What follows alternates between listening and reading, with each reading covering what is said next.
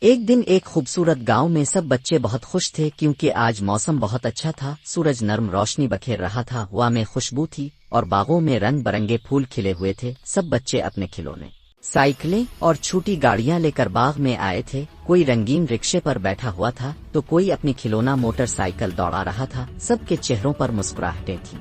پرندے درختوں پر چہچہاتے ہوئے ان کا استقبال کر رہے تھے، چڑیاں، طوطے، مینائیں اور مور خوشی سے ناچ رہے تھے۔ بچے تتلیوں کے پیچھے بھاگ رہے تھے، کوئی جھیل کے کنارے بیٹھا پانی میں پتھر پھینک کر لہریں بنا رہا تھا تو کوئی بطخوں کے ساتھ کھیل رہا تھا۔ جھیل کے پانی میں مچھلیاں تیرتی دکھائی دے رہی تھیں جو بچوں کو دیکھ کر خوشی سے اچھل رہی تھیں۔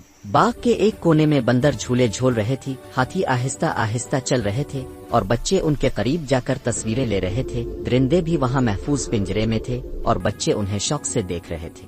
ان کے والدین بھی ساتھ تھے، سب کے ہاتھوں میں کھانے پینے کی چیزیں تھیں، کوئی آئس کریم کھا رہا تھا تو کوئی جوس پی رہا تھا۔ مائیں اپنے بچوں کو ہنستے کھیلتے دیکھ کر خوش تھیں، والد بچے کی سائیکل پکڑ کر اس کے ساتھ دوڑ لگا رہے تھے۔ پورا باغ ہنسی خوشی اور محبت سے بھر گیا تھا۔ شام ہونے لگی تو آسمان پر نارنجی روشنی پھیل گئی، سب بچے اپنے کھلونے سمیٹنے لگے، پرندے اپنے گھونسلوں کو واپس جا رہے تھے، بچے تھکے ہوئے مگر خوش چہروں کے ساتھ گھر لوٹ رہے تھے۔